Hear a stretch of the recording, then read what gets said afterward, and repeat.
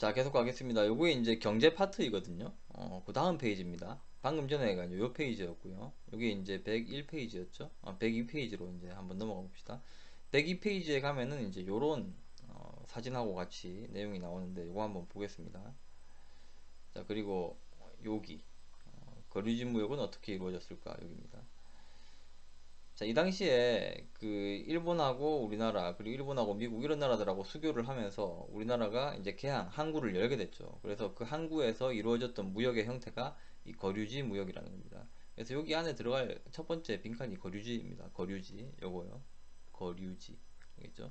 일본인들이 거류하는 지역 거류지 개항장 알겠죠? 미국인들이 거류하는 지역 거류지 개항장. 자, 그래서 서양 제품은 개항 이전부터 청을 통해서 많이 들어오고 있었는데 특히 그 중에서도 서양 면포의 인기가 높았다. 그래서 우리나라 홍삼을 수출하면서 서양 면포를 수입해오는 그런 형태의 무역이었는데 이 병인양요 겪으면서 조선 내에서 다음 시간에 나올 위전척사운동 개화하지 말자 서양의 문물을 받아들이면 안 된다 라는 이야기가 강해지자 정부에서는 서양 제품을 갖고 오지 마라 서양 제품이 발각되면은 먼저 머리를 베고 참수하고 나중에 보고하라 라는 엄명을 내릴 정도로 서양 제품의 수입을 금지하다가 강화도 조약을 딱 맺게 되면서 일본 상인들이 우리나라로 막 들어오게 되죠. 그러니까 참 이런 단어의 선택도 이 한번 생각해 볼 일입니다. 이 일본 상인들이 진출했다 이렇게 표현을 했는데 이건 좀 생각을 해볼 일이네요. 저라면 이렇게 안 썼을 것 같긴 한데 저라면 침투한 이렇게 했을 것 같은데 조선에 침투한 일본 상인들은 이렇게 했을 것 같은데 자, 어쨌든 그렇게 해서 우리나라 조선에 들어온 일본 상인은 활동 범위가 개항장 심리 약 4km 안으로 제한되어 거류지 그 거류지를 갖다가 이제 조개라고도 합니다. 이게 날개글에 나오겠죠. 요게 요 표시가 날개글 표시니까 요 오렌지색 여기 나오죠, 그죠? 거류지는 조개란 개항장에서 외국인의 거주를 허가하고 영사재판권을 인정한 별도의 구역이다. 이렇게 한 나라 안에 다른 나라라고 생각하면 됩니다. 예, 좀 심하게 얘기하면 그렇게 얘기할 수도 있습니다. 그렇게 해서 우리나라가 그 나라 사람들에게 거주를 허락한 지역이다 이렇게 생각하면 됩니다. 자, 그래서 일본 상인과 내륙의 조선 상인을 중개하는 개항장 객주가 새로 등장하였다. 이건 무슨 말인가 이해가 가죠? 그죠? 그러니까 일본인들이 우리나라에 들어왔다. 완전히 들어올 수는 없고 그 항구에서 개항장에서 약 4km까지만 들어올 수 있다. 그러니까 이 사람들이 우리나라에 물건을 사고 싶어도 바깥으로 못 나오니까 그렇다면 이 사람들을 대신해서 물건을 사줄 사람이 필요하겠죠. 그 역할을 한 것이 바로 개항장 객주다 이런 얘기입니다.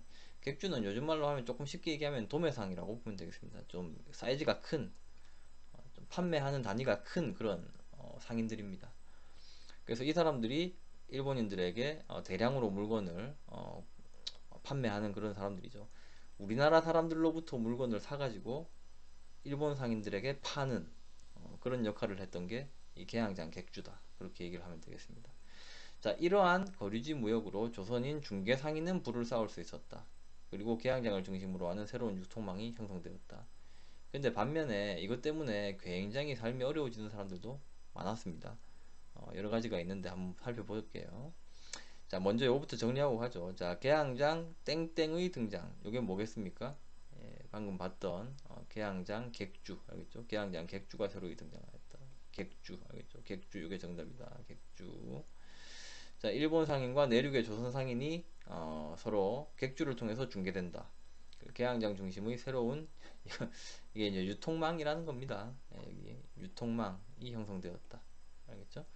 자, 그러면 그 이후에 이 수출입 상품은 어떤 것들이 있었느냐? 자, 조선에서는 일본으로 수출하는 거는 소가죽, 쌀, 콩 이런 것들이 수출되었다. 그래서 조선에서 소가죽, 쌀, 콩 이런 것들이 이제 일본으로 수출됐다는 거죠. 그리고 일본 상인은 영국산 면제품을 가져와서 팔았다. 그래서 영국산 면제품과 우리나라의 소가죽, 쌀, 콩 이런 것들이 서로 교환되는 형태였습니다. 자, 이로 인해서 국내 면포 생산 농가와 수공업자들은 점차 타격을 받았다. 그러니까 그 조선인 중개 상인들은 돈을 벌지만 그 과정에서 우리나라 안에 있던 면포 생산 농가와 수공업자들은 타격을 받게 되는 거죠. 그리고 쌀 부족으로 쌀값이 폭등하여 일본의 경제 침탈에 대한 반감도 갈수록 커졌다. 쌀은 생필품인데 이게 계속 막 수출되어 버리니까 우리나라에 남아있는 쌀이 별로 없어가지고 쌀값이 올라가는 그런 일들 때문에 일본하고 무역을 한 이후로 우리의 삶이 매우 힘들어졌어 라는 그 경제 침탈에 대한 반감이 갈수록 커졌다 이런 얘기입니다. 알겠죠?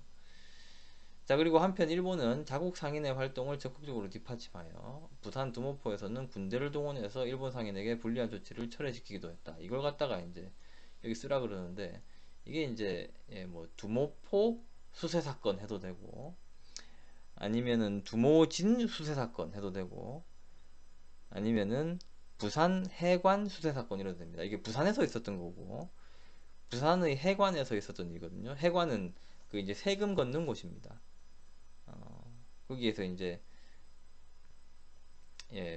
부산 해관에서 우리나라 사람들한테 이제 세금 걷는 그런 일이 있었는데 그게 결과적으로는 그 일본 상인한테 불리하게 작용했다 해가지고 일본 상인들이 막 시위를 하고 그래도 이제 우리나라에서 안 들어주니까 나중에 막 군대를 끌고 와가지고 위협을 하고 이렇게 해가지고 결국에는 우리나라 부산 해관에서 원래 거두던 그 세금을 못 거두게 되는 이런 일도 있었습니다. 그러니까 참 이 제국주의 시대라는 것이 이렇게 참 정말 잔인한 시대입니다. 국가 간에 어떤 무역 분쟁이 있을 때 이걸 대화로 해결하는 게 아니라 거래하는 것이 아니라 막 군대 끌고 와가지고 막 협박해서 이렇게 자기들이 하고자 하는 걸 얻어내고 이런 일이 있고 정말 이 문명의 이름을 건 야만이 따로 없습니다. 이게 겉으로는 문명국 이렇게 얘기하지만 철저한 야만에 해당했던 것이 일본 제국주의였다. 그거는 어느 나라의 제국주의나 마찬가지입니다. 자, 그리고 그래서 여기에 두모포 내지는 두모진 내지는 부산해관 이렇게 쓰면 됩니다. 자, 그리고 일본은행이 조선지점을 만들고 그래서 금융지원도 하고 그러니까 일본 상인들이 우리나라에서 사업할 때 돈도 막 빌려주는 이런 걸 했던 거예요. 일본은행은 조선에 지점을 설치하여 일본 상인에 대한 금융지원을 하고 일본 상인은 영사재판권에 기대서 약탈적인 무역을 벌였다. 참, 네, 아픈 역사죠. 강화도 조약을 그렇게 맺는 것이 아니었는데 이때 이제 강화도 조약에 들어있는 그 영사재판권 이런 거죠, 그죠? 그 결과 개항 전에 조청무역, 조선과 청나라 사이의 무역의 30분의 1 수준이었던 조일, 조선과 일본 사이의 무역액은 개항 후 6년 만에 거의 6배나 많아졌다. 여기까지가 이제 개항 이후에 우리나라에 생겼던 그 경제적인 변화가 되겠습니다.